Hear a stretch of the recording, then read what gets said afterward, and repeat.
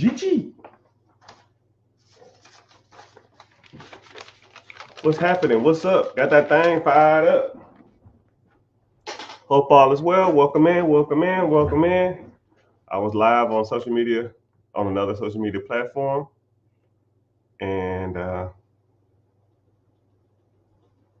yeah, we got to talking. And I said, you know what? I need to be live because sometimes you'll be talking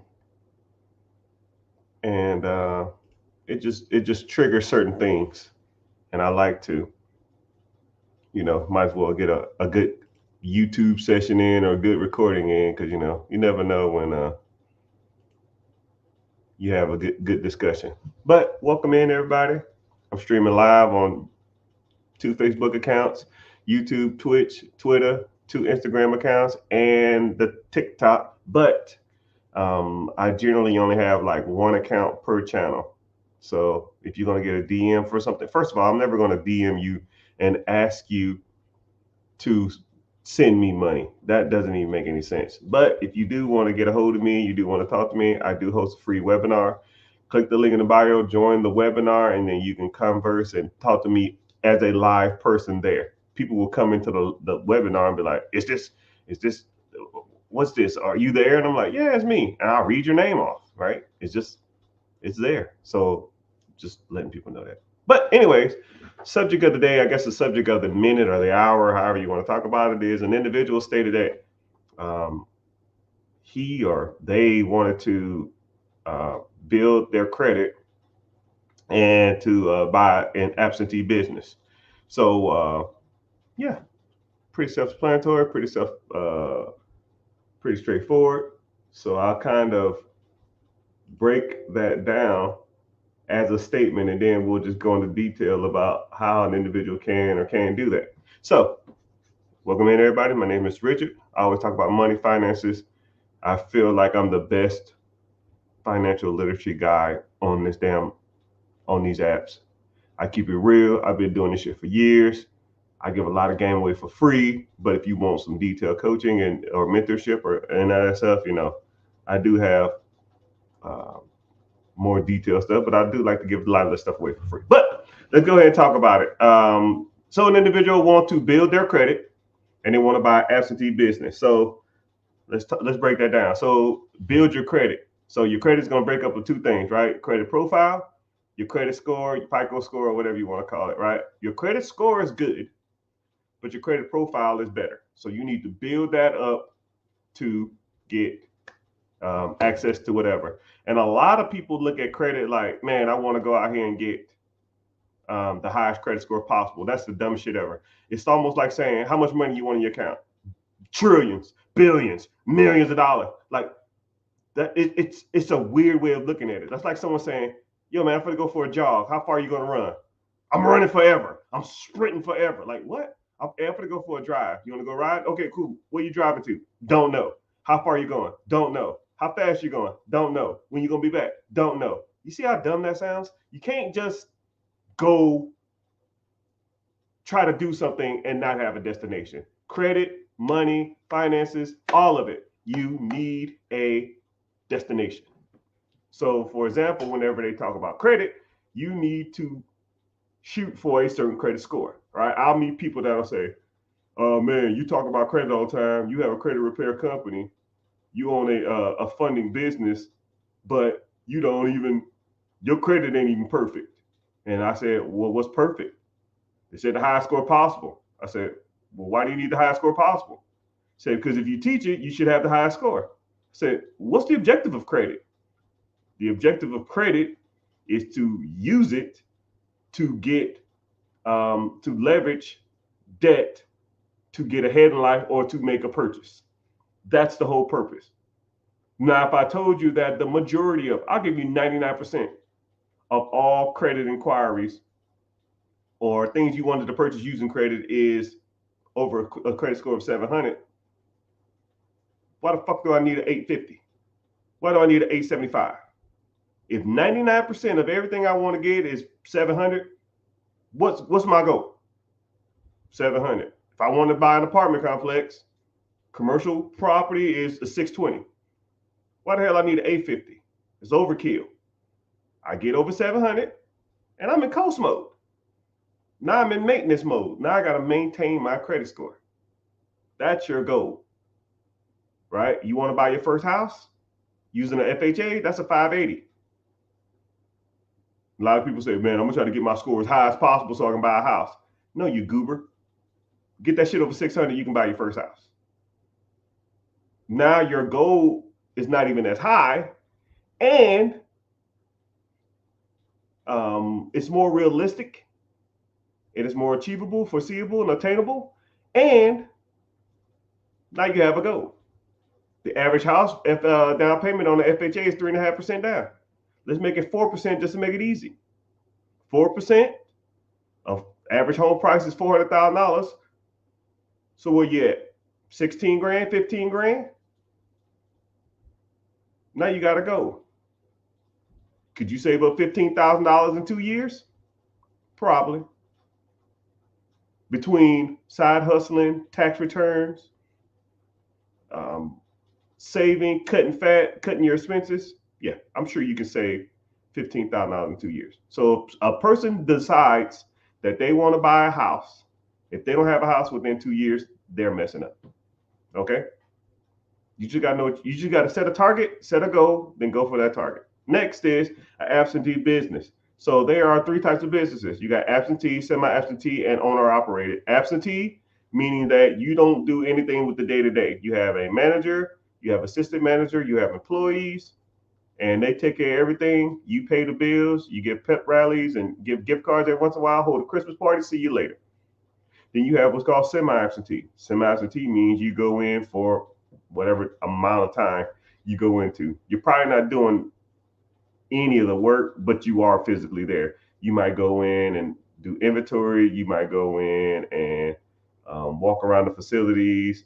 You might go in and just, meet with vendors and stuff like that. But you're not there often, and you're not there a lot, but you are there. And then you have an owner operator, maybe 1, 2, 3 employees, but they go to you. You're there all day.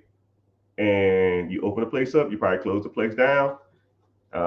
But a lot of owner operators, you can make a little more money than an absentee business, and you can pay less for them, but is that risk worth that reward? I always ask people this. If you was an absentee business and made 50,000, you was a semi-absentee, means you work 20 hours a week, but you made 125,000, or you'll be an owner operator, means you work 10 hours a day, Monday through Saturday, 10 hours, so 50 hours a week, but you can make 250. Which one you want to do? I mean, those are the things that you need to be asking yourself. Those are the things you need to be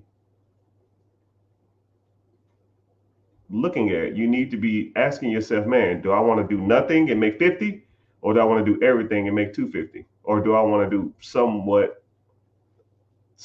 kind of stuff and also make 150?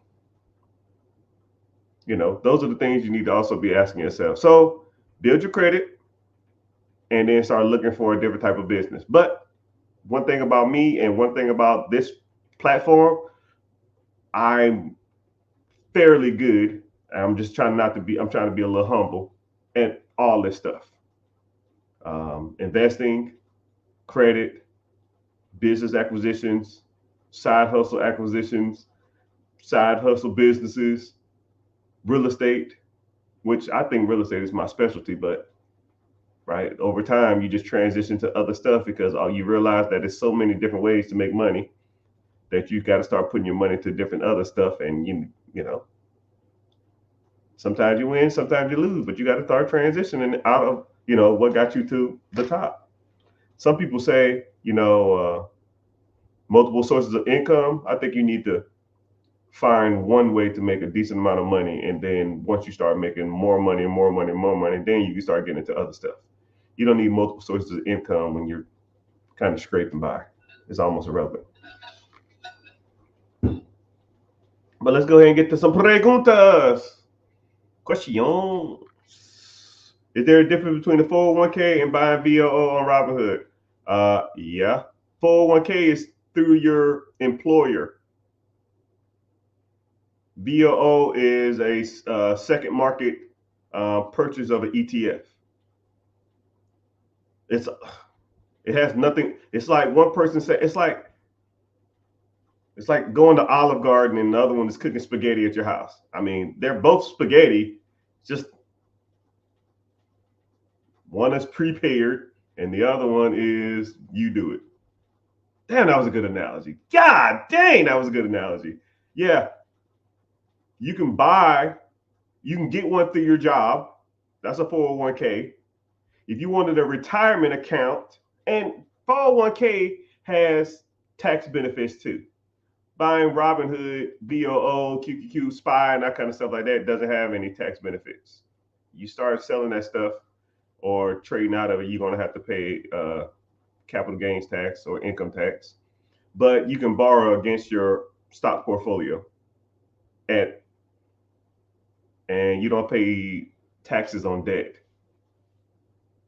So you can keep it in there forever and just borrow against it. Put it into a trust, and then your kids can borrow off of it and have the interest make you interest and make you interest. Say word. Word. Good question, though. Let's go ahead and get to some of these questions. I'm glad everybody here. Thank you for joining.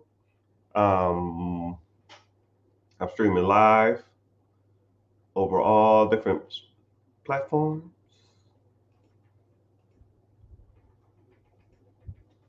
Welcome in, welcome in. Damn, I didn't start my live on another platform. It's all good. We here though. YouTube, welcome. Facebook. Wow, Facebook is in here? Facebook never gives me any love. 2 Facebooks? Wow. I must be popular. Welcome in, everybody. Wherever you're streaming from or watching from, if you comment, it all gets sourced and put into where I can see the questions. So if you on any platform except TikTok, it almost throws it in my face. So those are typically the best place to ask for it.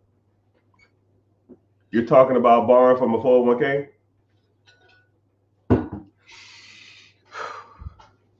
Okay, 401k, if your employer has a method that they can borrow against, generally you can.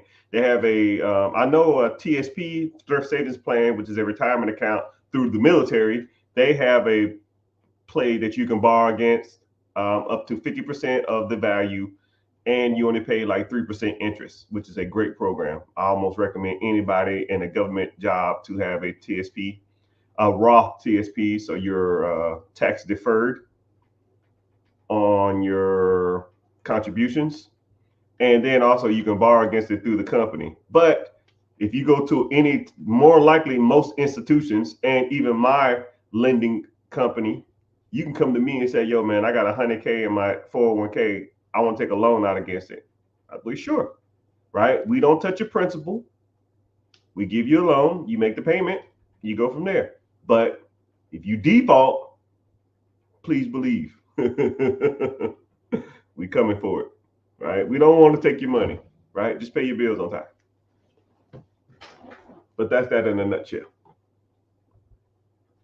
So let's get this party started. Individual state, they have a 700 high 700 credit score, but not much credit history. It's hard to get a loan even with that score. Yes, because you have 2 different things. You have your credit profile and you have your credit score. Your credit profile makes up of your history, the amount of accounts you have, your account balances, your length of credit, that type of stuff.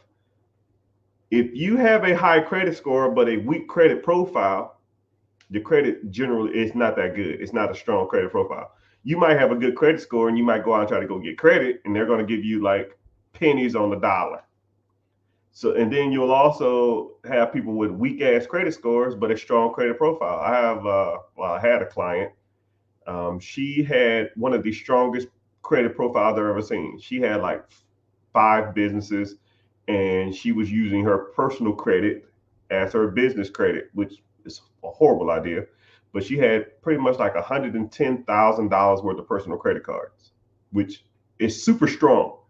If you have 3 different Chase accounts, 3 different Wells Fargo accounts, 3 different Bank of America accounts, a Navy Federal account, PNG, PenFed, all these different banks with $10,000, $5,000, $4,000, $8,000, $12,000 worth of damn personal credit, your credit profile is strong as hell. But she had to use that just to maintain her business, so her credit score was low, and she had a couple late payments and stuff, so her credit score was low. So what my objective was, let's get rid of some of these late payments. Let's get our debt to income ratio. Sorry, not debt to income ratio. That's for houses. Your credit utilization down. Once you got that credit utilization down, then we've got our debt to income ratio down. Then our objective was to get the up. Then we got our credit profile stronger. Her credit score went up. Now we can go transition over to business credit, and now her business will be spotless. Her credit be spotless. I mean, real quick, man, I'm trying to figure out something. If you are on Instagram, what I have like 2 profiles going. What profile do you see? What is the follower account? I will be forever indebted, and I'll answer every question you got first if you do this. What account are you seeing this live on? Is it on a? Just tell me that, please, and then I get to whatever question you got. Because I don't. It's kind of weird. It's almost like I can't go live at 2 different places on Instagram at once, or to like jack it up. Miss Kim, thank you. Save your money. I don't need the gifts. They're appreciated, but I don't need them. What's happening, Gusto? Oh, good businesses for sale in North Carolina. There's good businesses for sale everywhere. So it's almost irrelevant. There's businesses for sale everywhere. There's homes for sale everywhere. Now, there are, when it talks about real estate and homes and stuff like that, you can buy them in California. It's just a little harder. It's just more expensive.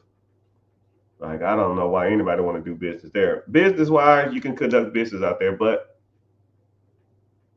it's just super saturated, man.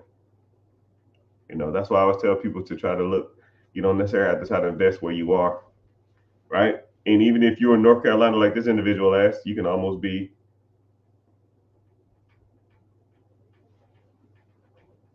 So you were watching from. Okay, cool. Thank you. I appreciate that. Someone asked about a life insurance policy. Oh man, y'all gonna get me started. Y'all gonna get me started today. What do I think about IULs? Trash. They are overpriced trash. You can invest your money yourself instead of investing into a life insurance policy that pays you.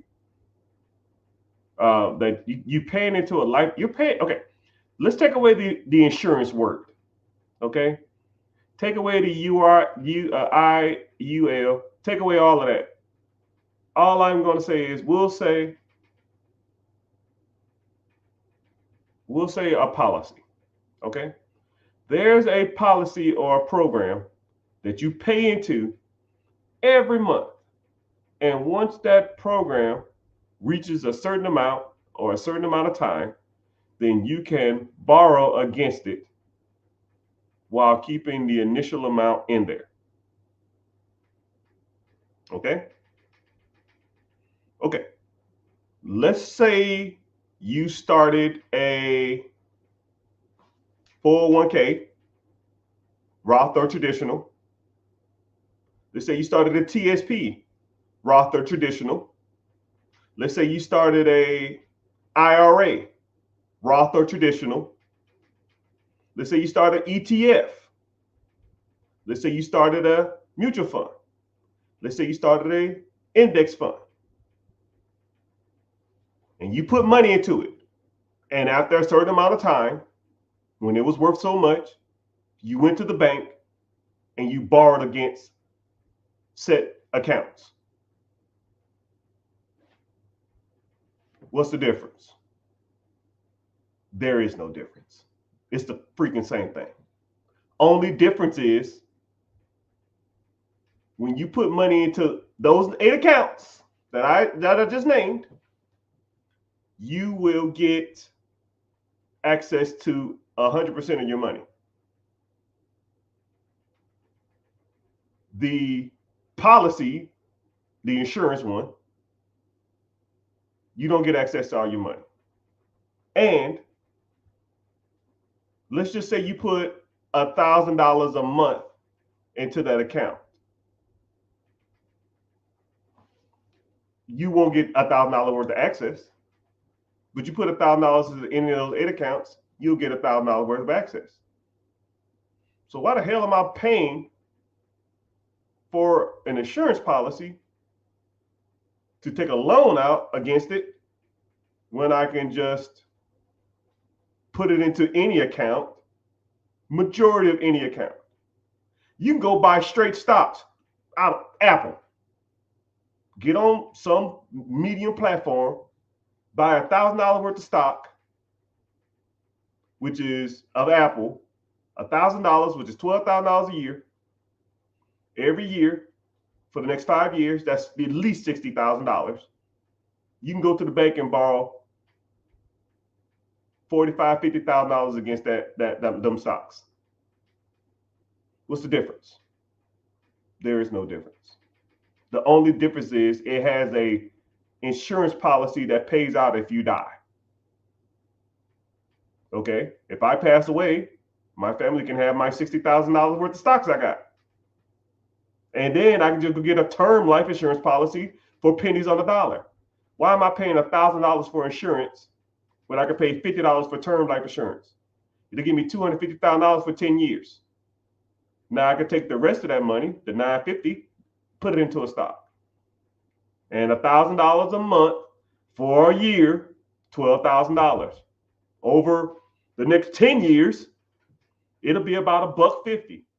Now, do I need life insurance anymore? No. If I die, they can have my $150. A funeral is what, 12 grand? Maybe. So why the fuck am I paying for a fucking life insurance policy? I've heard people tell me their life insurance policy, their IULs are $1,200 a month, $1,100 a month, $900 a month. Why are you paying $900 a month for insurance when term life insurance is $50, $60, $70, no more than $100 for 10 years? Take the difference and invest it. Now, if you don't have no discipline, sure. You got discipline, do that. That's just my personal opinion on insurance. You do whatever you want to. I'm not a financial consultant.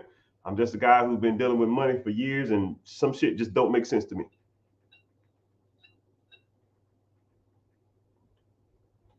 Someone said I'm selling my house and I'm walking away with $150,000. Brother, you are rich and don't even know it. $150,000. If you've been living in your house for 2 years, you don't have to pay capital gains tax. Or been living in it for 3 to 5 years, or 3 of the last 5 years, you don't have to pay capital gains tax either.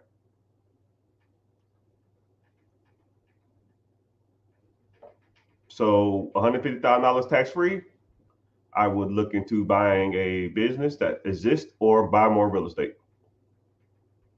You can buy a business, 10% down, $100,000. That'll be $1 million business. You put 10% down, $100,000. That's $900,000.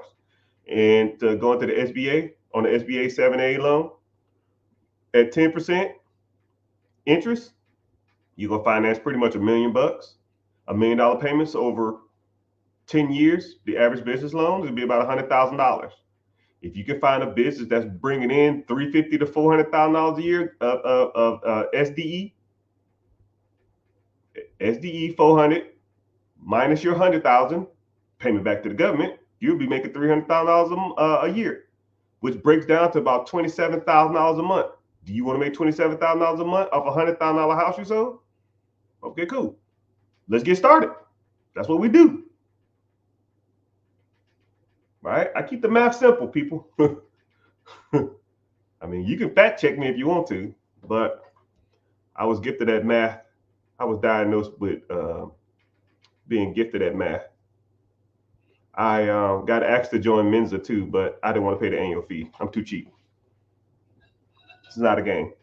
Harvard Business, Louisiana, master's degree, LSU, St. Leo University, Community College of the Air Force. I got like 9 degrees in accounting, business, management, all of that shit. Don't give a damn about it. Sometimes you just got to tell people you ain't out here playing around. What do you need for SBA with 10% down? You need a credit score of 680. And if your credit's not 680, reach out to me. We'll get your credit profile stronger and we'll work on your credit score. And I'm going to tell you everything you need to do to get your credit as strong as possible. Sometimes I can do it 1 month, 2 months. Sometimes it takes 6 months. Sometimes it takes a year. Sometimes it takes a year and a half. I don't know you. I don't know your spending habits. I don't know your credit profile. But my objective is to get you the highest score as possible to get you whatever goal you want to get. Because a lot of people, they just need direction and need guidance. And there's a lot of people out here blowing smoke up people's butt, and I'm not out here to play around. I do not have time. Someone said I'm watching from the rich. Yeah, okay. When you go to the profile pic, what account is it? Is it the one? Does it have 100 some thousand, or does it have like 8,000, or does it have like 400 or something? I don't know. Just let me know.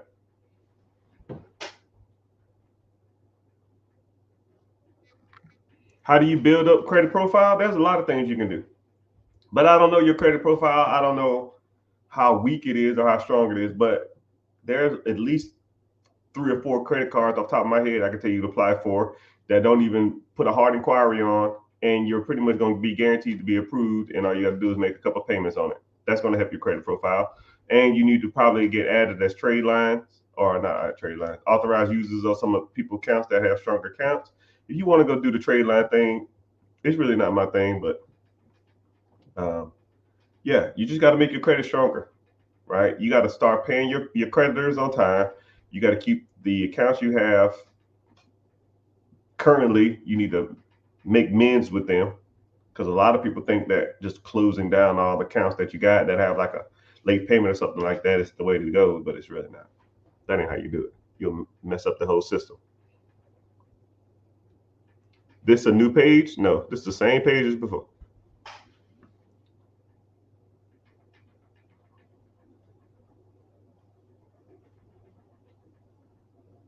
Does it charge by each bank? I don't know what that means. But welcome in, everybody. Welcome in. Welcome in. We kind of just get started. I'm not going to stay here too much longer. I got a long day tomorrow. I made my list of things I need to do. So I'm not going to stay on here too much longer. Just making sure I'd like to come on every once in a while, see what people are up to, see what the world is going on. Make sure none of y'all are doing no dumb stuff like Chase Money Glitch.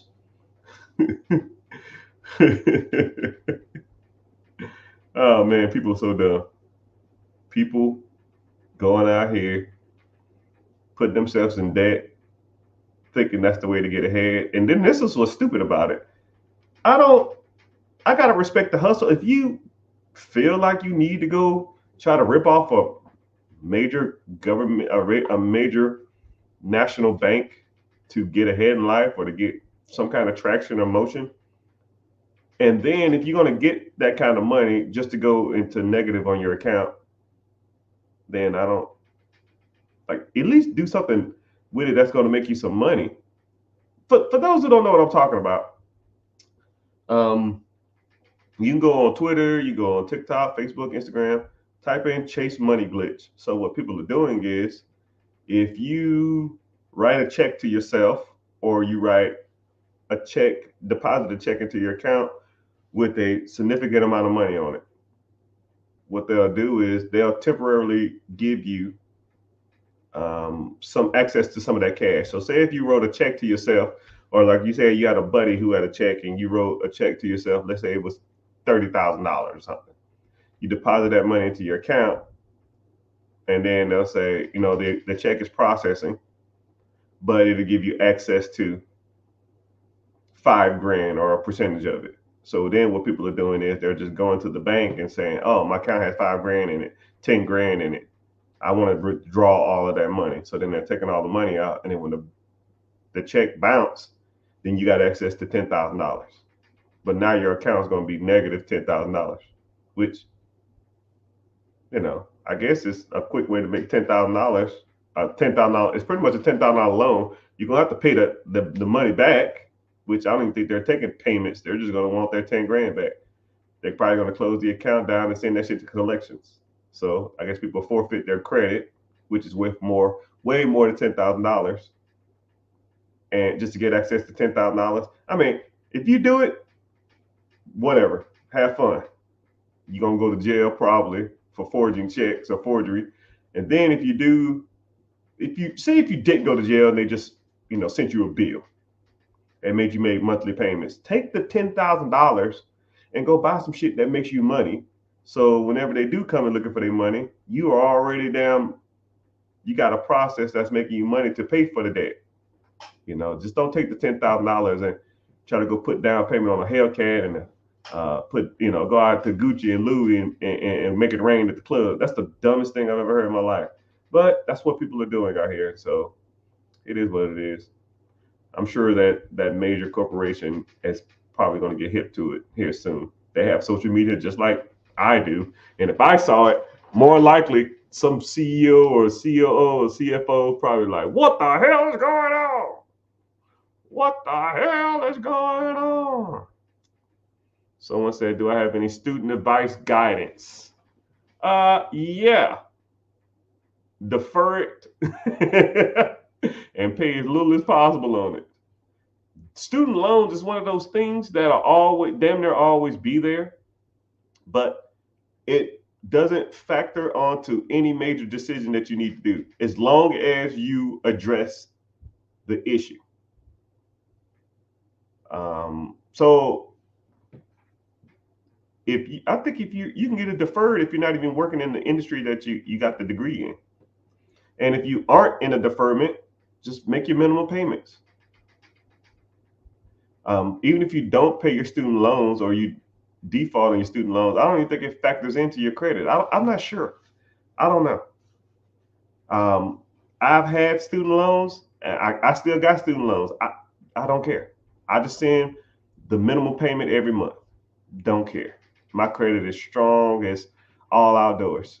So that's just my opinion on it. But they never factor in student loan debt when you're buying a car. They don't factor in student loan debt when you're buying a house. They don't factor in student loan debt when you're getting lines of credit or credit cards. They don't factor in student loan debt whenever you're buying a business. So if they don't care, why should I or why should you? You know what I mean? So just letting you know that, I don't care about it. I don't care about that. I don't care about that.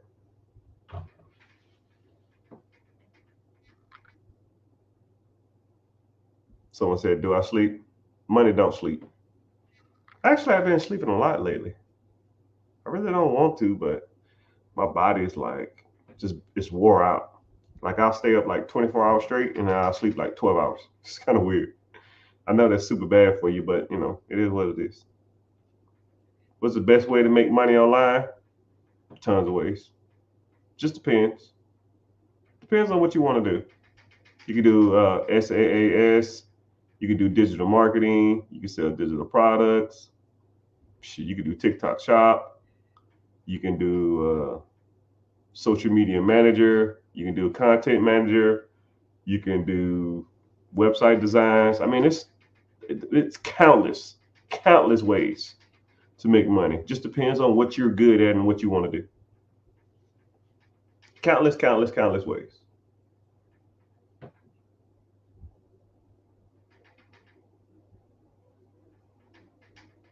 I don't care about that. What's happening? Someone said, my thoughts on M1. I never used them. I've heard of them, but I mean, I'm kind of old fashioned, man. If it's worked for me for 10, 15 years, why reinvent the wheel? All right. I mean, but you have the medium is almost irrelevant. Like why the way you do something is not as important as doing something. Like for example, M1, Fidelity, Robinhood, Wealthfront, Stash, Betterment, Robinhood, Webull, they all damn near do the same thing. How are you investing? Right? It's like someone saying, well, what kind of car you drive to work? Who cares? I went to work today. Focus on the work. Don't focus on the way to get to work because we're all here. If you drove a car payment that's $1,500 or I rode the bus, we're all here. Focus on here. What are you doing at work? What are you doing in those apps? What are you doing in M1? What are you doing in Fidelity, Robinhood, Webull, Stash, Betterment? What are you doing in those apps? What funds, stocks, bonds, mutual funds are you investing in? Focus on that. The medium, how you get from where you are to where you want to be, is irrelevant. They pretty much all do the same thing. Let's get to investing. Say word. Thanks for the gift. Thanks for the gifts. Someone said, why do I buy followers? Bro, I posted on TikTok. I think I did the count. I think I did a TikTok screenshot or something. It said I posted like 3,100 videos.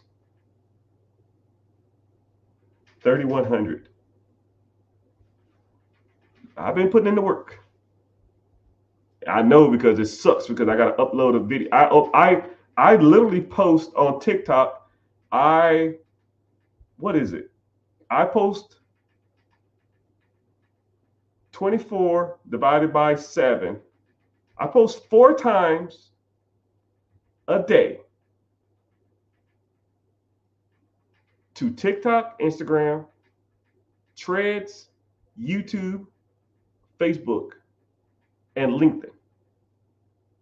You're talking comically per day, 25 pieces of content.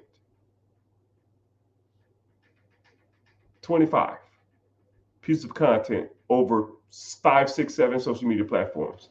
Talking about some buying, bro, why?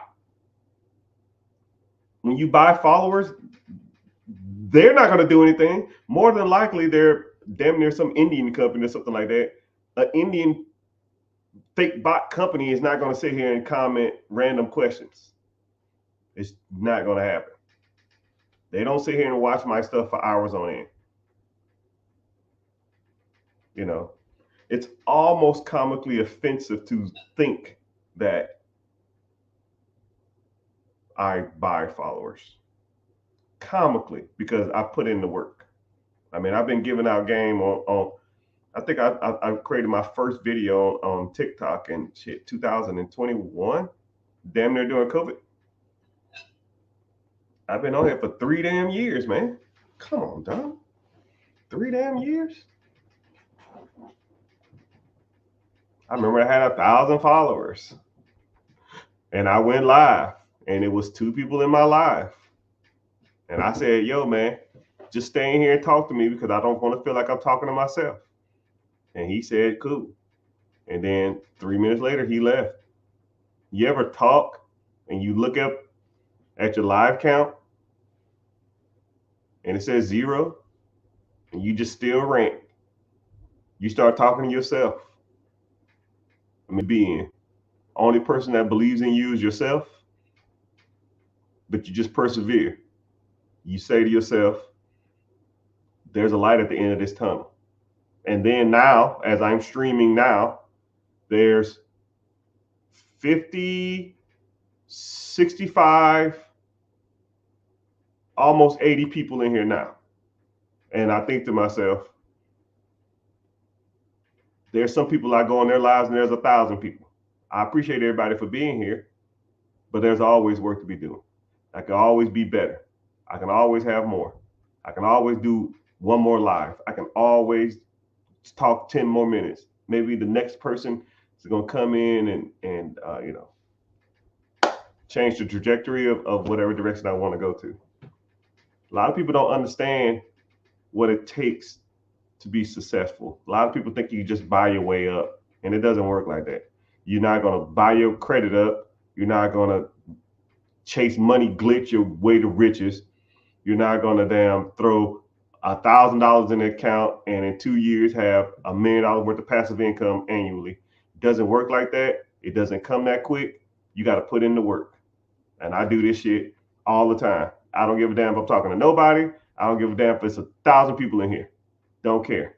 I'm gonna sit on here an hour and a half to 2 hours whenever social media tell me to talk. And I don't care if you're in here or not, because my objective is to reach as many people as possible. Not fake people, real people. My message is to get as many people on these platforms as possible to see a better future for the minority community, the female community, the Hispanic community, hell, white people too. I don't even care. I don't want to be the greatest Black content creator when it comes to finances. I don't want to be the greatest male content creator. I want to be the greatest. And a lot of people don't understand that. A lot of people think you take shortcuts in this shit. There's no shortcuts to the top. I think people just don't understand when I say that I'm just talking shit just to talk shit. I, Mr. Richard, want to be the #1 financial guru in the world. And if I got to get on here and talk for 2 hours, I don't give a shit if it's to nobody. I'll do that. And I did that. Now I get a little traction and you talking about buying some, get out of here, man. Don't got time for that shit. But it'd be cool. You see me on CNBC, CBS, NBC, giving my perspective on why 2 presidents from now has a economic downturn and what he can do to turn it around. You can say, oh, wow, I guess you bought your way onto that too, huh? I guess when I was sleeping in my car, I bought my way up to this house, right? I guess when I was in the military getting shot at and getting blowed up, I guess I bought my way into that too. When all my friends was going out drinking and eating out every damn day, and I was sitting at home eating Pop-Tarts, I guess I hustled that too, huh? I guess I faked that too. People don't get it, man. People don't understand true sacrifice. I'm on a rant. I apologize. But sometimes you gotta set people straight. You gotta let people know you ain't out here fucking around. This shit is not a game.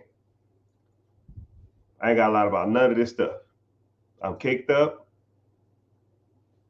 I'm pretty good with money, and I'm out here trying to help y'all. Why the hell do I need to buy some viewers for that? They're not gonna do anything with it. That doesn't even make any sense if you think about it. Doesn't make any sense if you think about it. What age did I start investing? Good question.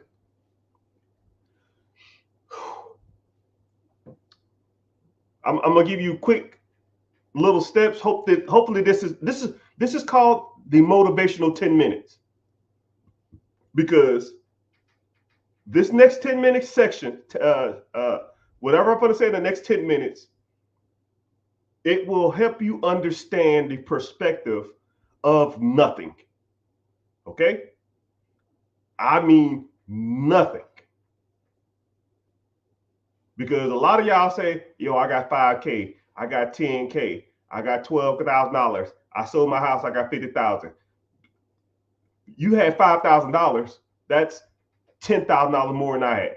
because I started from the bottom of the bottom. I'm starting, it's a 100-yard dash. I'm starting 120 yards back. Okay. I had nothing. Joined the United States military. My paycheck was $1,000 a month. $1,000. If you make more than $1,000 a month, put a boom emoji in the chat. If you make $1,000 a month, because that's where I started. Because I like to show people that I didn't have nothing. I joined the United States military. I had to get a waiver to come in because I had so much debt. Okay. They said, you can't have debt in the military because you're more exposed to espionage and spies, and people can collusion and stuff like that. So you need to get out of debt. You got 2 years to get out of debt, or we're gonna kick you out. I had $10,000 or $12,000 worth of debt that I didn't even acquire. My mom and my sister put, Time Warner cars, credit cards. They put it in my name, and they said, here's a waiver. You got 2 years to pay this $12,000 off. Well, $12,000, I make $1,000 a month. It's not rocket science. I mean, I need to live. I made $12,000 a year in the United States military, E2, while, have $12,000 worth of debt, or whatever the hell it was.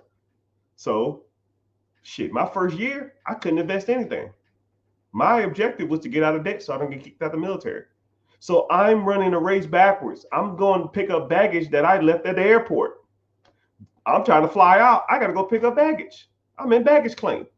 So I'm on a rant. I'm sorry. So now it took me about 2 years just to get out of this debt because I had to live, but I was eating beanie weenies and, hey, Rich, you want to go out to the club? Bro, I can't afford it. You want to go eat out? I can't afford it. You want to get, man, I'm going to go buy this nice car. You want to come with me? Yeah, cool. I'll come.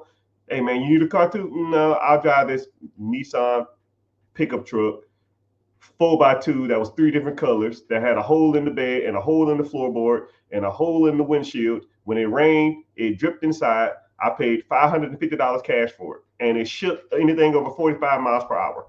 No heat, no air conditioning. My air conditioning was 45 times 2.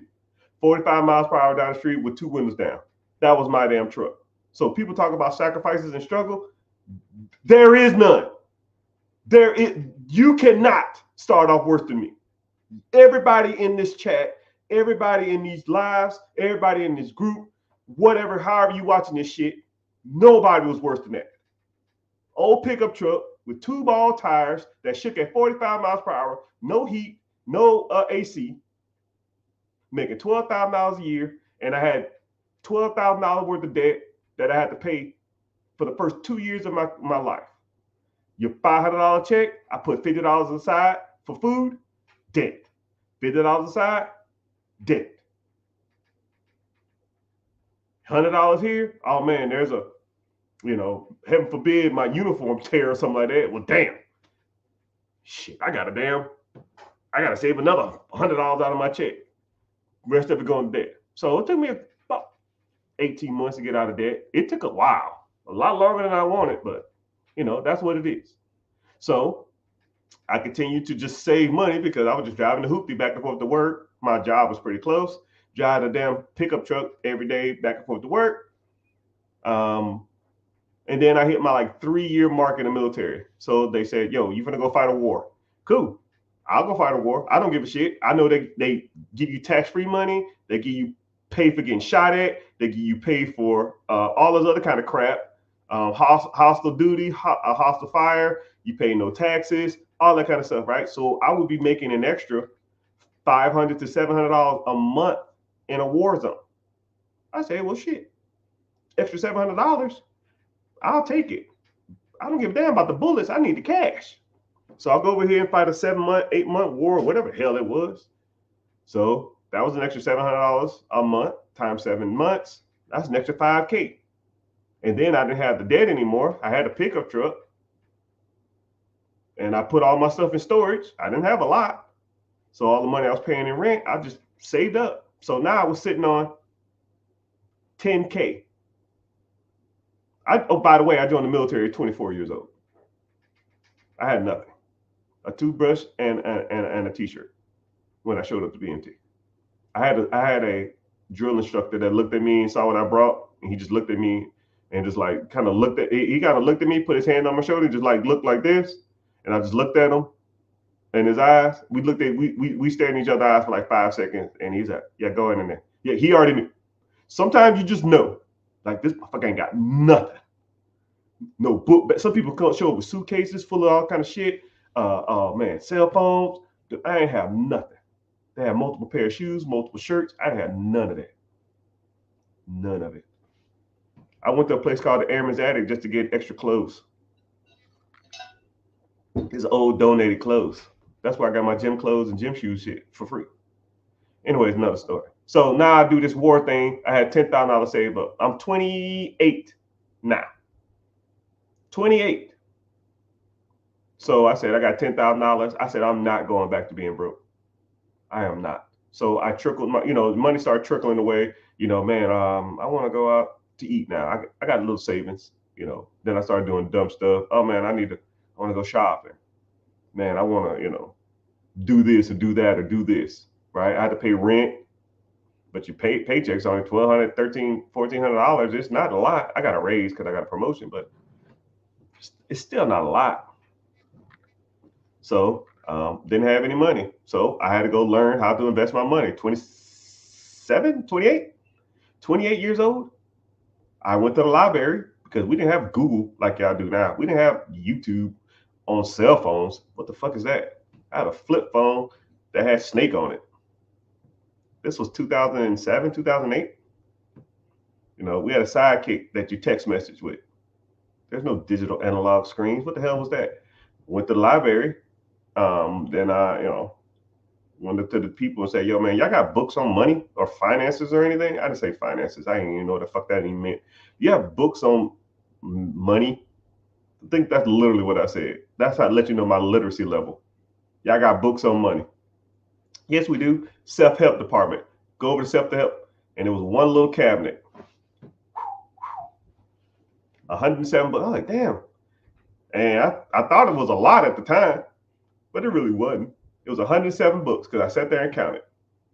Well, I kind of guessed, Okay, cool. 25, 25, 25, 4 rows, 7 at the bottom. Cool. I said, how many can I get? So you can get 10 books at a time. Cool. Start getting 10 books. I read, if you want to consider it reading, I skimmed, because in the military, you got a lot of downtime. So a lot of times I was sitting in the truck or sitting on the flight line or sitting on the runway waiting for aircraft to take off or taxi or waiting for aircraft to land, or while I was refilling up military equipment. Sometimes filling up a piece of equipment could take 30 minutes. So you just put the gas thing in there, click, click, and you're just sitting there waiting. And I just read, right? Sometimes I'll read the, one thing in the military though, the way we're taught to read fast is to read the first line of a paragraph and then skim the paragraph and see if there's anything else that's just not fluff. A lot of times when you read, especially information like that, they'll say like, investing in an index fund is one of the fastest ways to get wealth.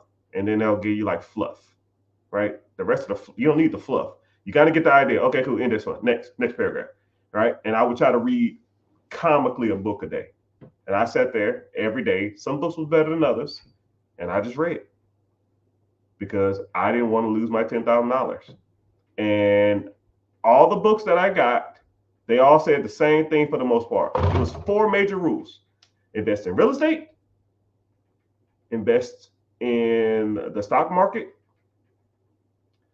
own a process that paid you while you were asleep, and invest in a process or a business or something that paid you while you were sleeping, and having good credit will make things in life cheaper, and you can leverage credit to buy assets. Those are pretty much the gist out of all those books that I read over that 3-month period, or 4-month period, whatever it was. But majority of all the books talked about the stock market. So At 28, when did I start investing? Answer to your question. At 28 years old, I said I need to start investing. And investing back in the day, y'all motherfuckers got it good. Y'all have it great. 2007, 2008, rough. Because you know what you had to do? You had to call the brokerages. And you had to set up a brokerage account over the phone. And you had to wire transfer over the phone through wiring instructions from your checking account. So, for example, if you wanted to look up your checking account and your wiring instructions or your routing number, what would you do? You just go online on your cell phone and find your bank. Or you can just hit wiring instructions, send money from Zelle, and ship it over to whoever you want to do it. That shit wasn't a thing then. I had to physically call the brokers and say, yo, man, I want to invest in these funds. And then a lot of times will say, oh, you need a minimum requirement of this.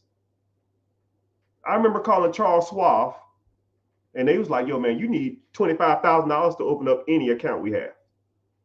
And only reason I even knew the number to Charles Schwab, there was a book. I think it was a Susie Orman book, which I don't even believe in Susie Orman stuff. Some of the stuff is good, some of it's whack.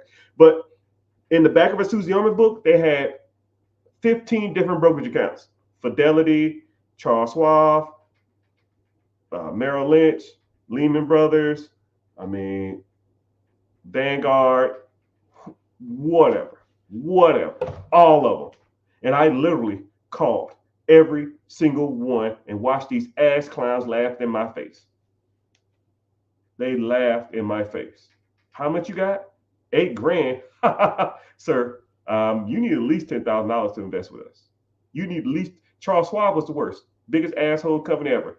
To this day, I still get notifications in the mail from Charles Schwab or emails, and I say, fuck off, submit.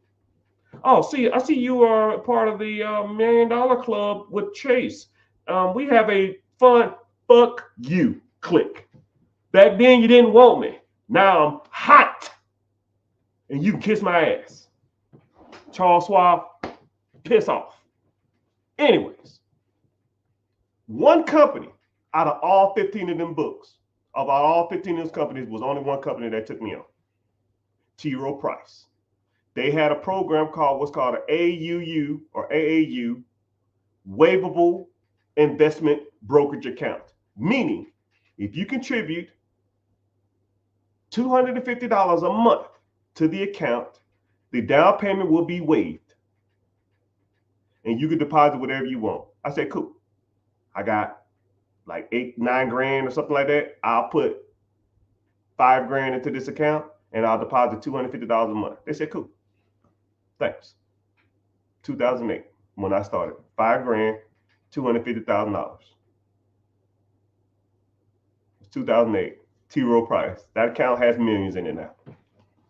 And what's crazy about it is my nickname for my account was something like inappropriate because I was kind of a kid.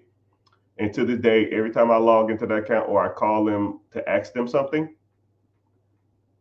they laugh every time I give my username because it's just super inappropriate. It's pretty much, I can't say it. I'm not going to say it. But it's just a funny story. So the answer to your question is I started investing at $5,000 was my first initial investment at 28 years old. I'm mid-40s now. That account is almost 18 years old. Right? You can do the math on it. $250, $5,000 down payment, $250 a month. Never turned it off. Sometimes I even contribute more. Sometimes if I get a lump sum of money, here's another 10. Here's another 5,000. Here's another $300. Right? But I have other accounts too. But that was like my very first account. And then I started, and then I just started saving up more money. And then I had enough money to buy my first house. That brokerage account was about 27, about 3 years in, 27 and a half, 28, I bought my first piece of real estate. Then 28, I bought my second real estate. Then 29, I bought like 5 properties. And 20, and then 30, I was buying one a month. But that's how that started. Good question though. Somebody said, what about a laundromat? What about a laundromat? If that's what you want to do. But I tell people all the time about laundromats, man. Laundromats are one of those things. I hate to use the Jordan analogy. I feel like I use this all the time. So I'll break it down like this. Whenever you're looking at a laundromat, it's like buying retail shoes that everybody wants. They're overpriced and they're overhyped. You know, if Nike makes a pair of shoes for 40, they make a pair of shoes for $5. They send it to America, charge, Foot Locker $50, and then Foot Locker has them for sale for $119. Some reseller clown goes in there and buys them all up, and then now they have them on eBay or in their retail store or their resale store for $300, $299 or something like that. And I was like, yo, bro, these shoes are 119 damn bucks. Why the hell are you charging $300 for it? Because people will pay $300 for it. It's the same thing with laundromats. People that sell their laundromat think they're worth more than what they're worth. And then people buy laundromats because people want to buy laundromats. So people overpay and don't know how to value laundromats, but they're so in love with laundromats, just like people love Michael Jordan, just like people love Scat Packs and people love Hellcats, that they will overpay for that shit just to get into it. Oh man, I want a Hellcat, I want a Challenger, I want a Scat Pack, and then that car should be selling for $30,000. You pay $40,000. The average interest rate on a car nowadays is 6% or some shit. You paying 15%. Your car payment is $1,500 a month, but you got a Scat Pack. You got a Hellcat. You cool as hell. No, you look like an idiot paying $1,500 for a car that you should have paid $10,000 less and or got a better interest rate for. The average car payment should be like $700. You're paying $1,400, $1,500 just because you press the engine and it goes ying ying. Get the out of here, man. Get out of here. That's my thought on laundromats. You can overpay for that shit you want to, but if you really truly understood how to evaluate a business, I'll show you how to break down the numbers when acquiring any business in the world. And then I'll show you the laundromat numbers. You say, who the fuck wants to buy this? And I say, yeah, exactly.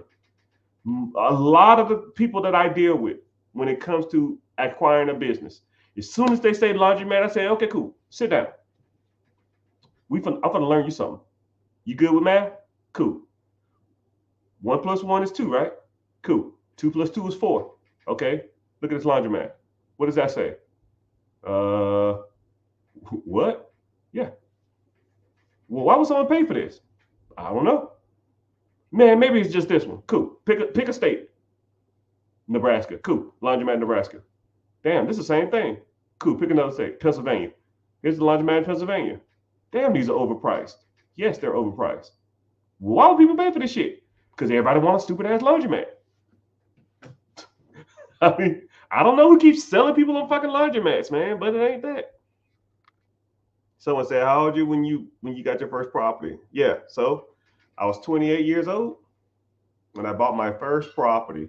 0 down, $128,000. My payment was $9. It was $927, but I sent like $930, but $925 or something like that. My PITA, property taxes and insurance, was $9.25. I rented it out for $1,500. So I made $600 a month on it, something like that. Cody Sanchez is the laundromat queen. She's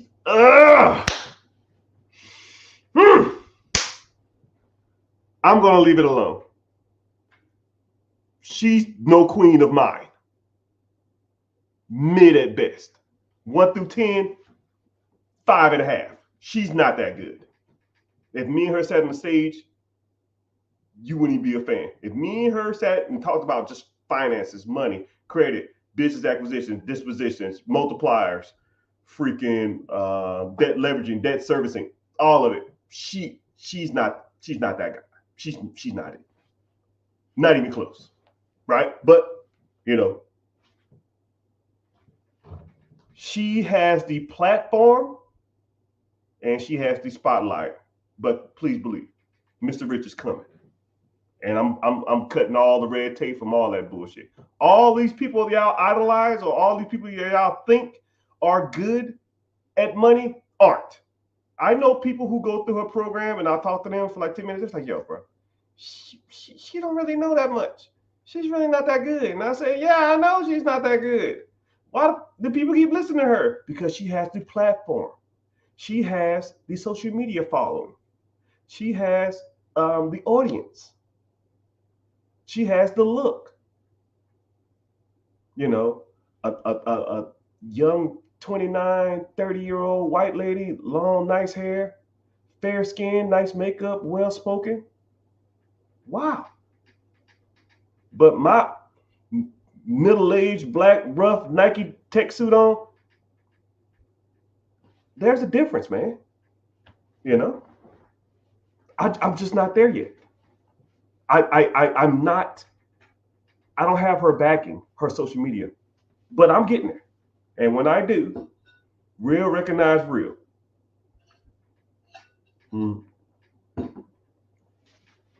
It's almost like a mainstream artist and then like an underground artist, right? Like it's like Drake and Kendrick Lamar, right? Drake is really popular, but Kendrick Lamar is a way better rapper. It's like that. Now, I'm not going to take anything away from Drake. Drake can sell out every arena in the world. But let's be real. We know who the better rapper is. You know, we know who the better rapper is. Same thing, right? But it's another story. I don't hate, but she's not that good. Just my opinion, though. What the hell do I know?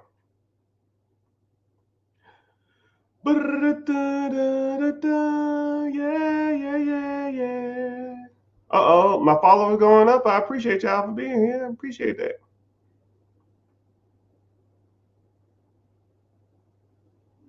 What are the best side hustles currently? Great question. A side hustle that I will swear up and down to the day I die is free cycling. Free cycling, couch flipping. And free cycling and couch flipping is almost neck and neck. Free cycling is when you go out and you find stuff that's free or pennies on the dollar. You can hit up garage sales. The best way to do a free cycle is to go to a garage sale and look for stuff that is extremely undervalued. You will be surprised what you can find if you know what you're looking for. Things like Carhartt, any Carhartt clothing, you can sell on social eBay for $50. Anything with team logos on, you can sell it for $40, $50. Any vintage video games, you can sell them for. There are. I've been to a garage sale where I bought boxes of video games, and the especially like vintage stuff, Wii stuff, Super Nintendo stuff, PlayStation 2 stuff, PlayStation 1 stuff. Some of those games can go for hundreds of dollars online. You're buying them for 5 cents and you're selling them for 50, 60, 70, 80 bucks. And you make them pay the shipping. Dude, come on, dog. That's not free cycling, that's just upcycling. But then you go to those garage sales. Let's say if you can find them, you say, hey, what time this is over with? You say, hey, 12.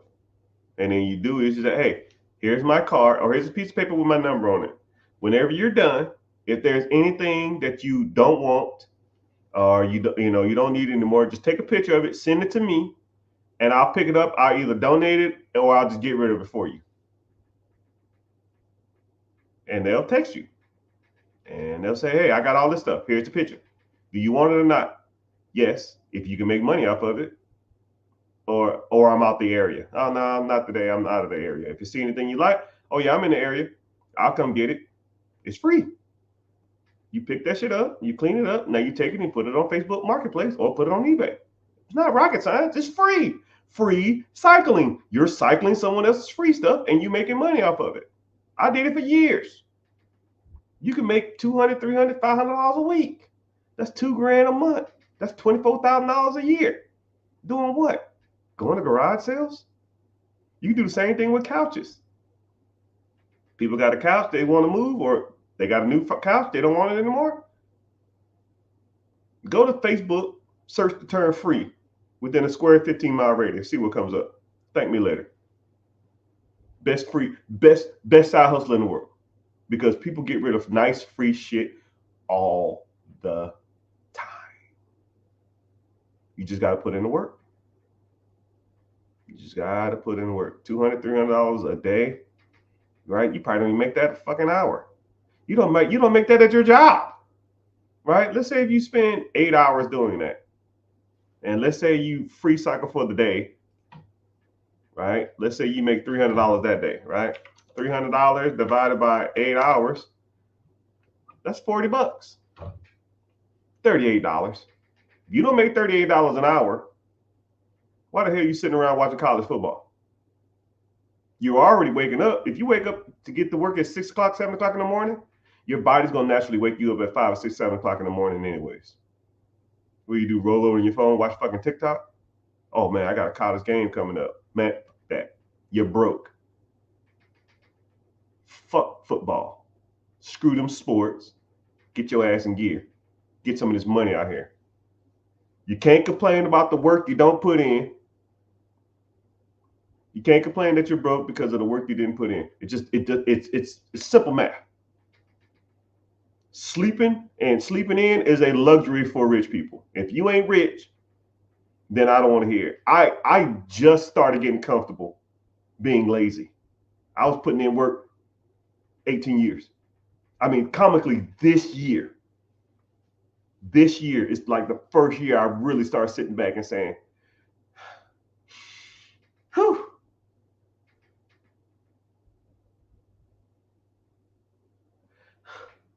I made 6 figures last month. And I just started doing, let me watch a game. I didn't watch football for years. I didn't watch sports. I don't have time. Where y'all get all this time from? Oh man, let me go to the movies. Okay, movies? Y'all are nuts. Y'all got way too much time on your hand.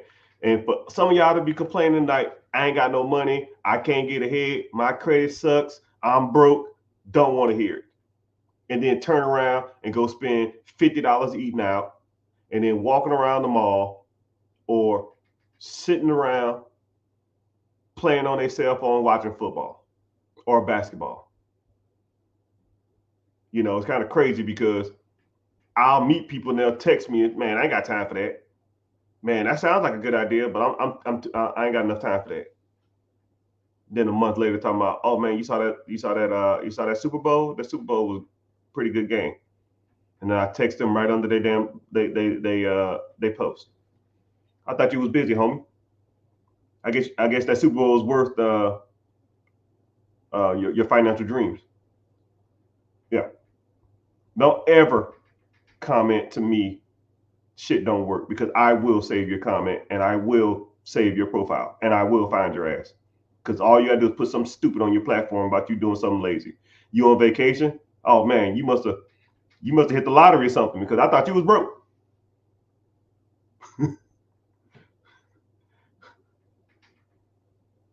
Ain't no one got time for that. No one got time to free cycle.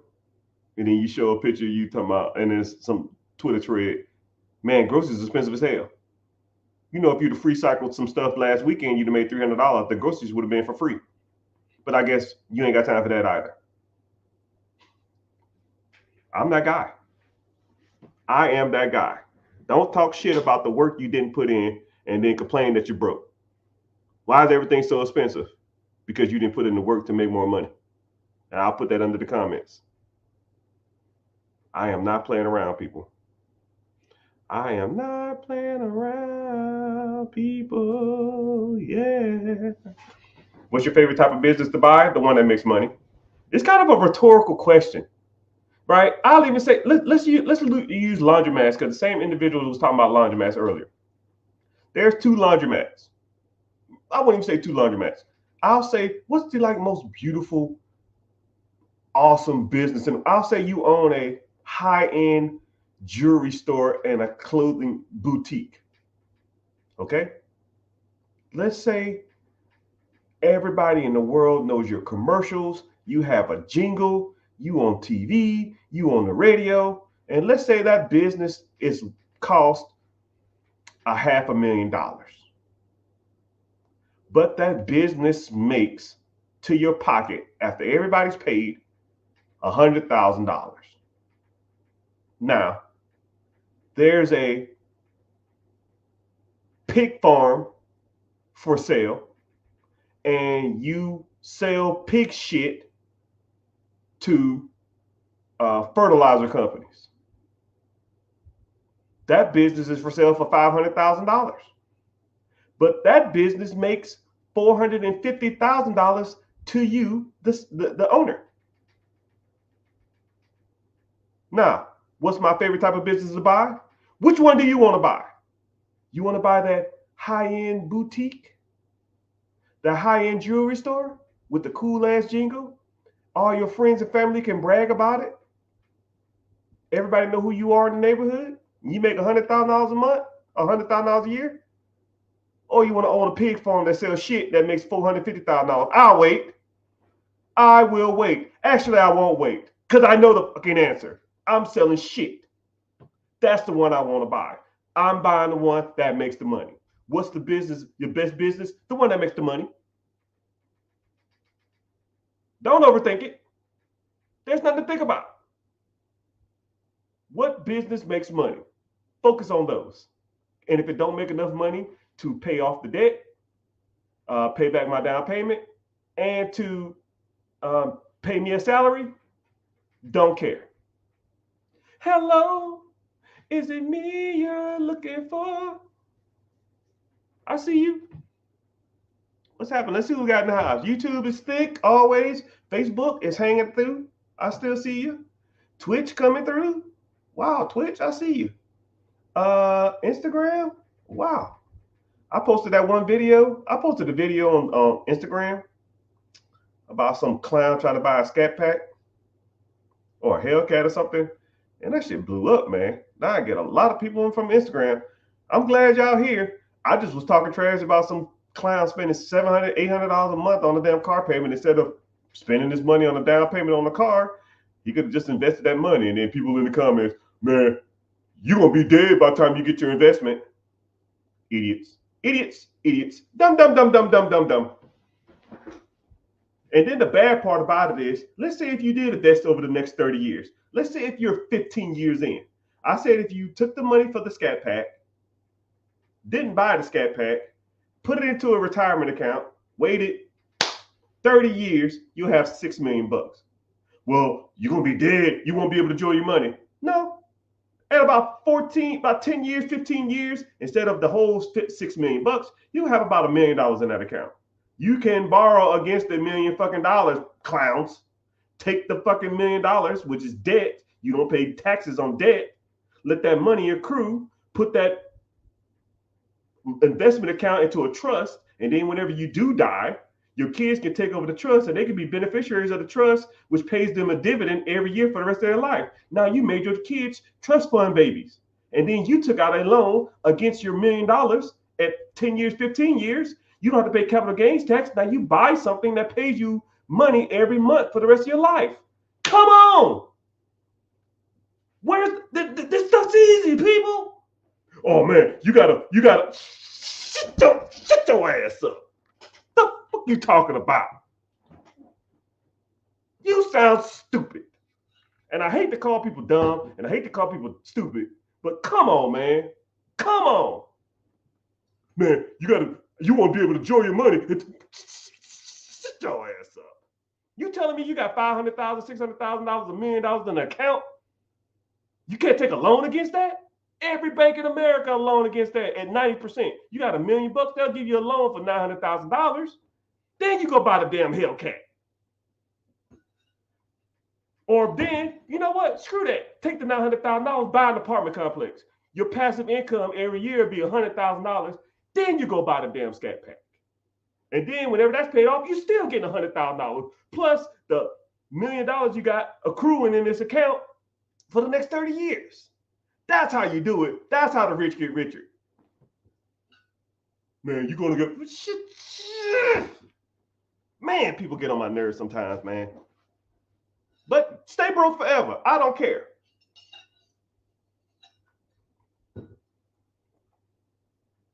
I look too good to have my blood pressure this high, people. Please. Please. Thoughts on riding the S&P 500 when you have millions in there? Yeah. Keep riding it. Like I said, you can borrow against your millions of dollars in the S&P 500, or you can take an interest only return on your millions. So let's say if you have $1 million in the S&P 500, and let's say the ETF or the mutual fund or the index fund or whatever the hell you have it in is giving you 10% interest over the last 96 years since the Great Depression, which that's what the numbers are. You don't have to, you ain't getting no 10.5%. That's what the stock market has been producing since 1936. I don't fucking make the numbers up. You can Google that. So let's say you get 10% interest on $1 million. That's $100,000. You got to pay some taxes on it. I'll put you all in at 80 grand off $1 million every year for the rest of your life. Could you live off $80,000? You're living off $80,000 now. The average income in America is $54,000, Holmes. And most of y'all ain't above that. But hey, what do I know? What do I know? What do I know? What do I know? What do I know? But a lot of people want guidance. This type of stuff I like talking about, man. It's comically entertaining and it's comically easy to me. If you want to learn more, for those who are in, click the link in the bio, join the free class. I got a free class coming up Wednesday. I don't know what day it is. I don't know where you are. Man, I got to get off here, man. If you want to learn more about this stuff, investing, stocks, bonds, mutual funds, credit, business credit, debt servicing, business acquisitions, real estate, investment properties, buying your first home, buying multifamily, buying commercial properties, you're in the right place. Congratulations. You found the last financial person that you'll need to talk to or associate with for the rest of your life. Because 99% of that shit out there is trash. There's only a handful of people I mess with, and there's only like 1-2% people that I even listen to. Not even. There's only like 5 people I even listen to, and sometimes they're wrong. But sometimes you do need a different perspective. Sometimes you do need to hear outside guidance, right? And then the bad part about it is a lot of the minority community, they ain't even close, man. I saw a financial guru, I'm not going to say his name, but he said he made a post on Facebook talking about I'm back. I was like, you're back? Go back to where you was at. You're trash, man. You're not that guy, right? Maybe in 2019, 2020, 2024, dog, I'm coming for the crown, dog. I want it all. I want it all. I want it all. I am the king pooper of this money thing. I am not out here playing around. I'm not going to tell you nothing that you can't do. I don't sell false dreams. None of this shit is scammers shit. None of this stuff is pipe dreams. It's all just numbers and statistics. It ain't going to happen overnight. It ain't going to happen in a week. There's no get rich quick. There ain't no hustle. It's just straight up, you got to put in the work. And I'll get you to the promised land. You just got to do the work. And you can't be afraid to do it. You cannot be afraid. I meet people all the time. I honestly, when I meet people, I figure if we talk for like an hour, 45 minutes of my time is convince you not to be scared. 45 minutes of my damn hour with you is going to be convincing you that not to be scared, right? You know what's crazy is when people are afraid, it's because they haven't done the work or the prep. You know, like if you're a boxer and you're scared you're gonna get your ass whooped on your first match, it's because you didn't practice enough. I'll give you my best. I mean, if you are fearful of something, listen to this example, and I promise you, this will kind of ease a lot of your pain. When I wanted to invest in real estate, I had no clue what I was doing. None.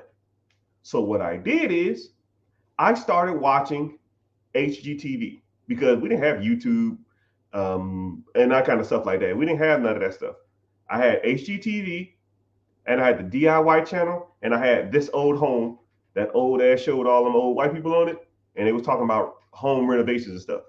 I remember I watched this one show on HGTV, Home Garden Channel. And they would talk about, it was this one dude, he looked like Steve Spurrier, I don't know. And he was a South Carolina investor, and he would walk through a property and they would say, hey man, how much does this bathroom cost to remodel? He'll say, this is a smaller bathroom, it's about $5,000. What about this bathroom? This is a bigger bathroom, about $8,000. Okay, what about the roof? Okay, $10K. What about to paint the whole house? $3K. Paint the exterior, $3K. And what I would do is I would say, okay, cool. Exterior paint, $3,000. And I would make a little clip like this. And I would write down all this stuff and I would remember all this stuff. And then, I'll just keep watching those shows. And then what was crazy is I learned all that stuff off the top of my head. So when I walk, I'll be watching the show. I say, oh, that house needs painted. That's gonna be $3,000. How much is this house gonna be painted? Oh, well, it's a bigger house, $3,000 to $4,000. Okay, cool. I didn't know the square footage. How much the roof gonna cost? Oh, that's a bigger house. The roof's gonna be about 12,000, about 13,000. Oh yeah, it's a bigger roof, about 13,000. Wow. Didn't I just say that? Oh, it's a smaller bathroom. That's $5,000. Oh man, it's a smaller bathroom, about $5,000-6,000. Oh, it's a bigger bathroom. We get about 8, 9, maybe 10, depending on the fixtures. Oh, we can do about 8. You got to restain the floors. Okay, cool. That's $3,000. Oh yeah, the flooring is going to be about $3,000, $4,000. I was like, well, fuck. If I can walk through these houses and do this shit with the TV, what's the difference between me doing this on the streets? So I watched them shows for 6 months, 7 months, and I just got all this information. And when I started looking for investment properties, I would walk through the properties, paint $3,000, flooring $3,000. This bathroom needs to be gutted. That's $5,000. The kitchen, $10,000. Oh, I got to paint here. That's another $3,000. I got to paint the brick outside. That's about $4,000. Doesn't need a roof. No roof. Cool. I can save $10,000. Put the numbers on a piece of paper. Oh, I'm at $15,000. So now, if I get the property for $100,000, I got to put $15,000 into it. How much are the houses selling for in this neighborhood? $160,000. Cool. $160,000 minus $115,000. $45,000. Third grade math, people. This is third grade math. I'll give about fifth grade math. Fifth grade math. Okay? Fifth grade math. Once you understand what was happening, then it just started making sense. I was prepared. And then I said, when I walked through it, and I said, what the houses in the neighborhood selling for? $160,000. How much they want for this? $99,000. I think I'll take this. there's no fear. Preparation meets opportunity. When you prepare for something and the opportunity presents itself, cut the fucking check. But if you don't know what you're doing or fearful and opportunity presents itself, can't clap one hand. Opportunity. Well, I'm not sure if I'm not sure if you'll never pull the trigger. All right. So you have to prepare and you have to know what you're talking about. And all the fear and all the doubt will go out the window. Your natural instincts will kick in. You know, that's why whenever you, when I was in the military, we would go to like the shooting range and just shoot rounds and rounds and rounds and rounds of bullets before we go to war. And I was just like, you know, at first I was like, man, this is so annoying. But when the crap hits the fan and you don't have that muscle memory and you got to load and unload and that type of stuff, or you're just like not in that mode, when you're not prepared and the opportunity presents itself for somebody, is either you or them, your preparation and your practice will naturally kick in. You know, it's the same thing. Now it's kind of crazy. I can walk through a house and I can almost walk through a property, stand in the living room and tell you that everything that's wrong with it, right? Because once you see the living room and or the kitchen, tell you everything about the whole house, right? Those are pretty much the major room and one bathroom. I need one bathroom, one master bathroom. I can tell you, I already can tell you, right? Because you do it so much. I mean, bought and sold hundreds of houses.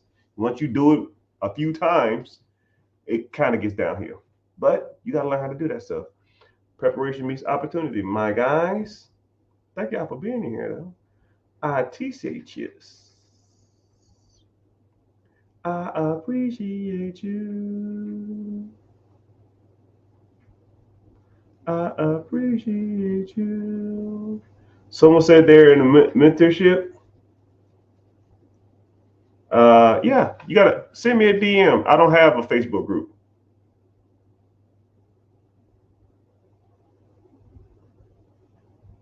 Someone says personal trust pays dividends. I don't. Personal trust? No, the trust don't. But you got the trust will. Bella Salon introduced you to me. Hell yeah, man. That's my homie.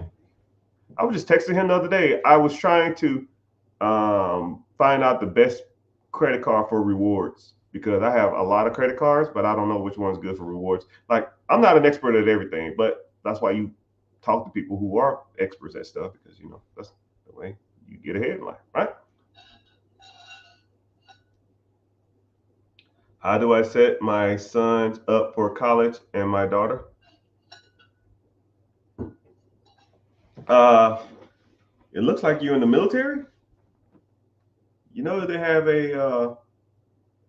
you can do a transfer of your military benefits, your Montgomery GI Bill, 9/11, post 9/11. If you can't do that because you didn't do enough military obligations, I would set up a 504. Is it 504?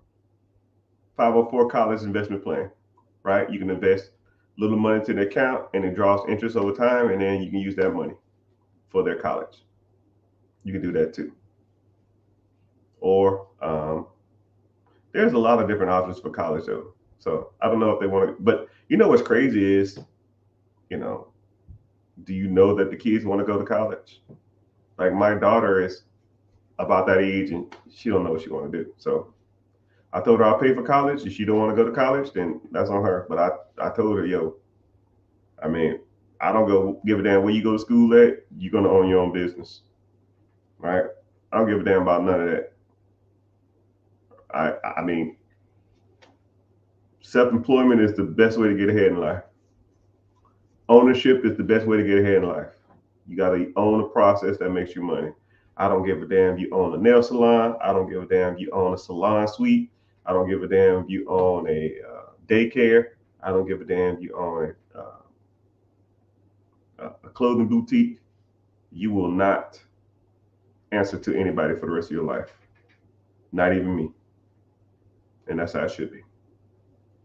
Right? You go to school, go to college, have the experience, get a degree. When you get back, it's go time. Screw that.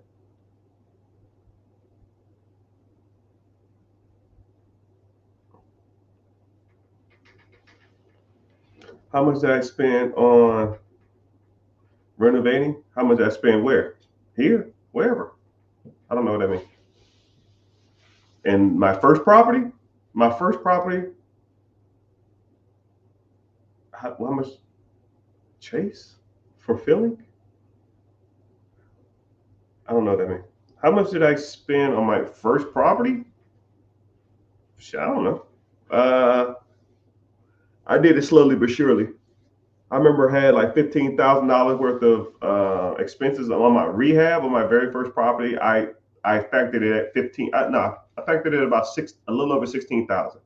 But I was so scared to lose my money on my first deal. I did all the work myself. And I only spent like $7,000. I remodeled the kitchen too. I was not playing around. I probably spent like I spent a little more than that. I probably spent about 9, 10. I had it like 15. I probably spent like, but I did all the work myself. I remodeled the kitchen. I got some cheap kitchen cabinets. I put a solid surface in there. I got it super cheap. It didn't have a lot of countertop space.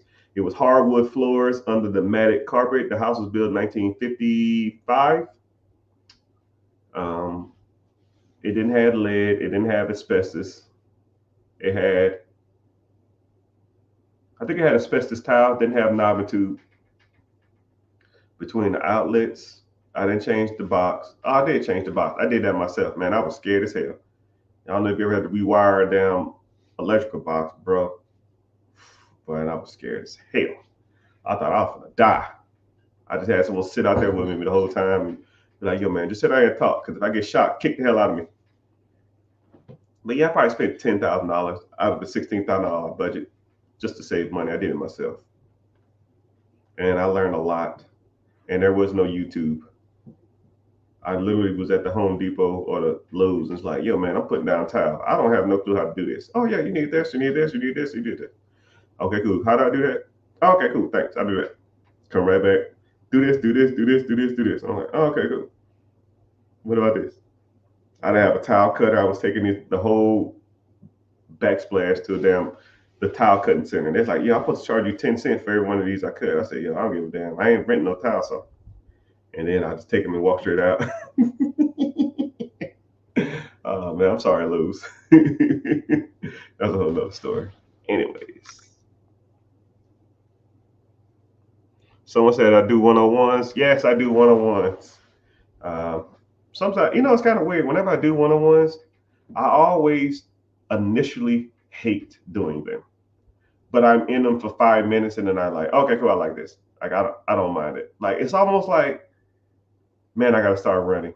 And then you get to running and you're like, oh, man, this ain't bad. It's like that. Or like when you start working out, you're like, man, I really don't want to work out today.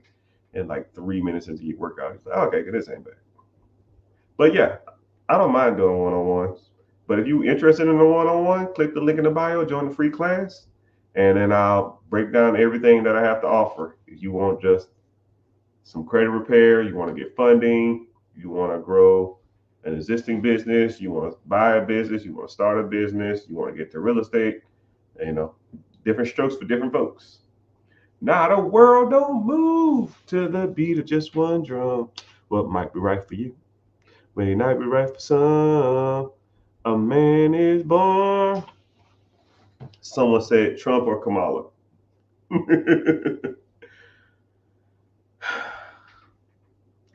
You ain't got a clue, my friend. You know how rich people view politics? Not like middle class or poor people. Not even close. Not even close. You are doing things wrong, my friend. But I'll give you a quick story. I won't say any political parties, and I won't say anybody's name specifically.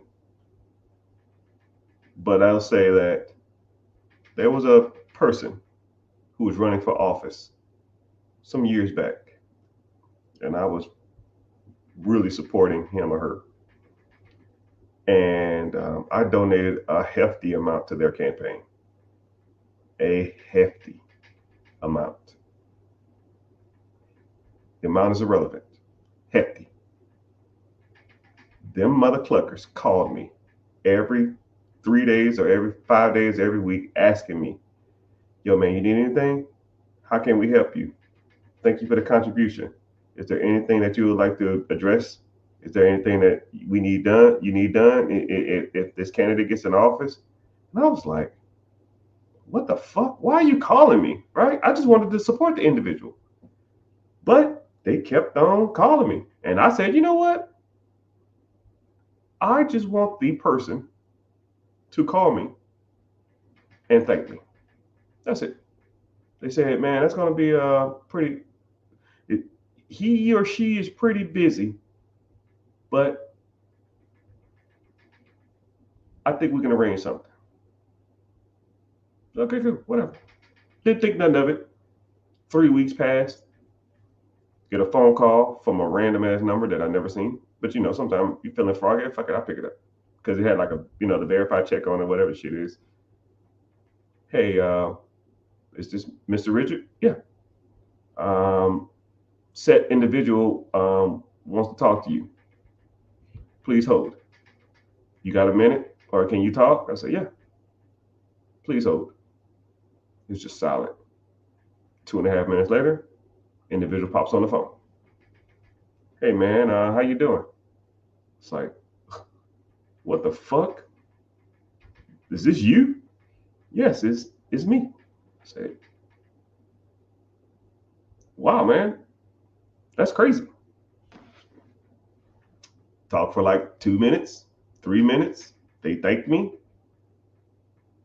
They said, anything you ever need, reach out to my team and we can try to see if we can get it resolved.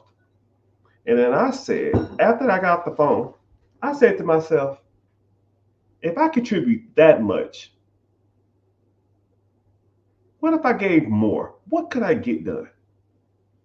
So when people talk about politics,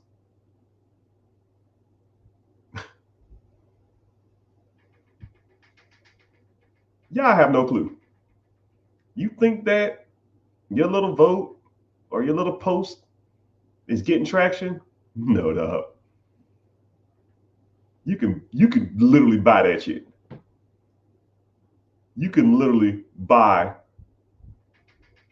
that person's attention.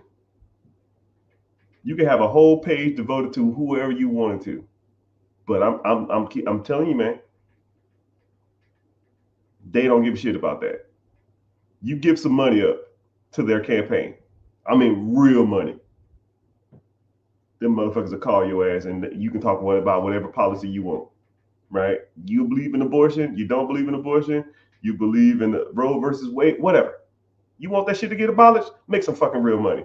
Donate that shit. Them motherfuckers be calling your ass every damn week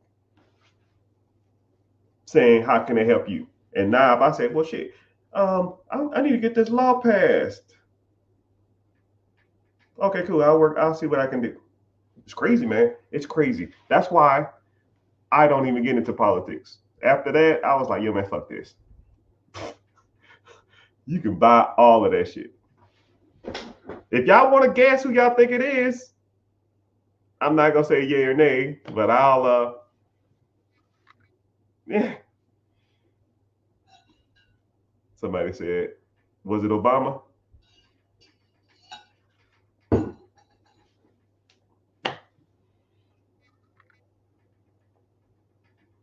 Someone said it was Tupac. How old am I? A little over 40.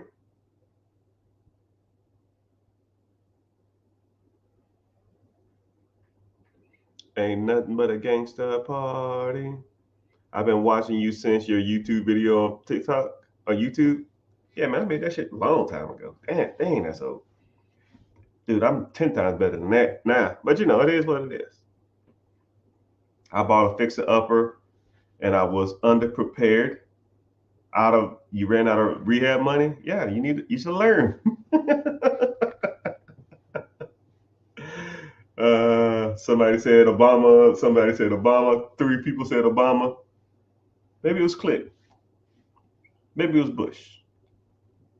Maybe it was Kamala. Maybe it was Trump. Maybe it was Pence.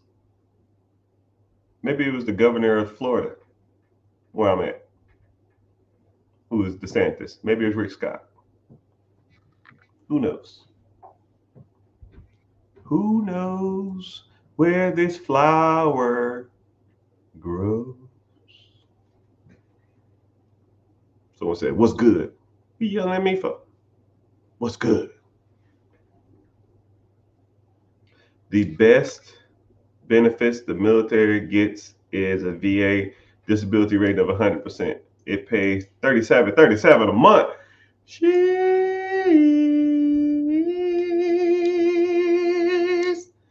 I need to get my disability. I've been out the military almost 6 months now. I ain't even started that process. But it's all good. I'll get it eventually.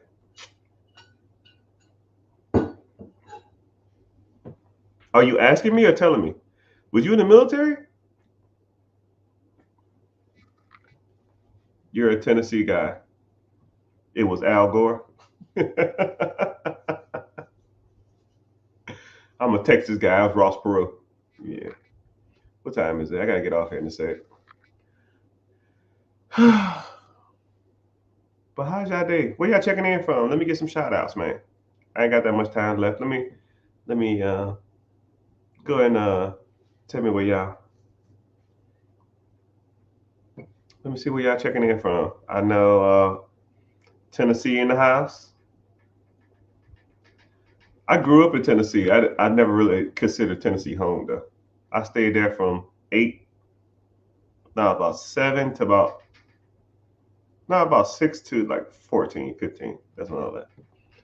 But yeah, where y'all checking in from? Colorado knows how to party. What part of Colorado? Let me guess. You where them gang members at? Your apartment complex got taken over? What the hell's going on with that too, man? Why don't you see that on mainstream media? Avondale or wherever the hell it is? I know somewhere with an A. I don't know anything about that crap. California knows how to party. Alabama knows how to party. Texas, Loveland. That's a place. You just making stuff up. You can't see that happening in the South. Hell, I would think I couldn't see it happening anywhere in the United States. But, sometimes some of these states, man, they get their own little laws and stuff and they start being weird. I don't know. I don't get it. Phoenix in the house. Phoenix. Great place. Horrible to do real estate. You buy Fort Collins? I know what that is. Where y'all at, man? Where y'all? Check in, check in, check in. Naco? Noco? Knowing you can always count on me. For sure. New York City. Living just enough for the city. What part of New York? What part of New York you from? Southside Bronx. I'm from the Bronx. Southside Bronx. I've only been in New York one time, and I stayed across the street from Times Square. And across the street, it was a building between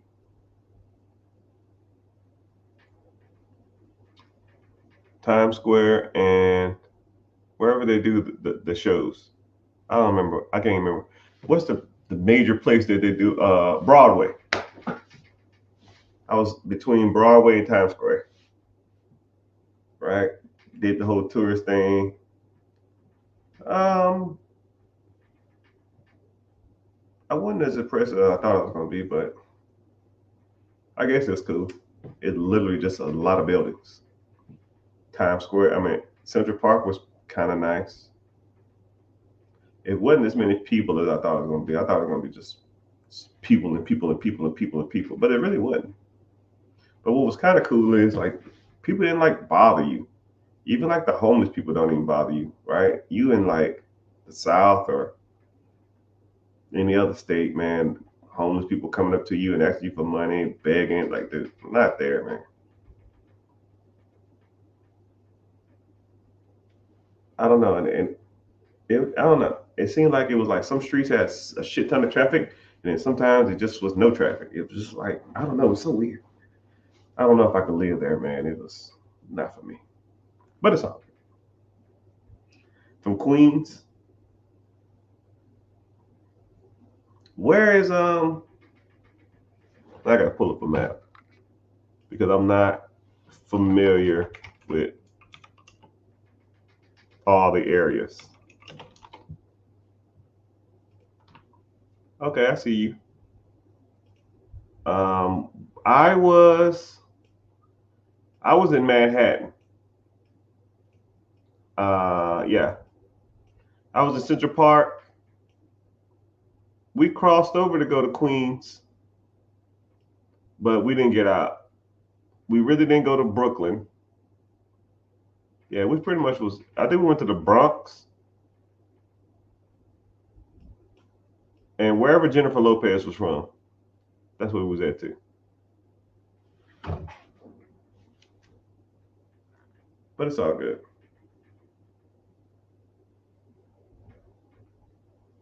Nah, I would be disappointed in you. I'm disappointed in myself. But it's all good. All right, peoples. I have to do my 2 hours on social media because they get mad at me if I don't. So I genuinely appreciate y'all for being here, and hope y'all learned something. Hope y'all are inspired. Hope y'all learned something about money because that's what we do here. If you're new here or you're just tuning in for the first time, whatever platform you're on, please make sure you're following. Um, Ask the questions. If you want to send me a DM, I answer all my messages. I'm a little slow lately, but I try to sit there and answer all my messages. First of all, and also, I will never send you something asking you for money via, send I get some crypto or anything like that. That's a fake account. That's a spam account. I won't do that type of stuff. Only thing I offer is a free webinar. So if you want to go to the free webinar where we talk about money, finances, how to get ahead in life, all that kind of stuff, click the link in the bio and join the free webinar. And if you don't know where to find it, just find me on social media and just say, I need the link. But if you find me on any social media, the link will always be above. And you just sign up there. I said before, I don't sell you information. I don't do none of that stuff, but I show you how we really get down, on this money thing. Because there's so many people out there and so much misinformation out there that you have to be showed or taught the proper ways on how to do this stuff. Because there's a lot of noise out there, and I know a lot of times you don't know who to trust or who to listen to or who to get your information from. But you have to take a step in the right direction. You have to want to move forward. And a lot of times, you see so much shit on there, you don't know what to believe, right? And trust is earned, not given, all right? And I'm just trying to earn your trust because I've been doing this for so long, and I just want to earn your trust, and I want to show you that there's actually genuine people out there that actually do this, and I'm not trying to like blow smoke up your butt, and, trying to get, join this and do this. And I promise you, I don't need your money, right? I don't. If you want to do it, that's fine. If not, I just throw that out there for people who want to. If you go and watch the hour-long free class and you get a lot of information from me, because I give you a lot of game, and you're like, okay, cool, I'm good, thanks, cool, I don't care. It is what it is. But if you want to move forward, you want to learn more, learn as much as possible, that's why I'm here, right? We can get something started. But if you're interested, see you in class. And if I don't, I'm rooting for you. Always be taking advantages of all the different ways to get money out here because there's tons of them. You just got to implement it and do the work. I wish you the best. And thank you for watching. Auf Wiedersehen.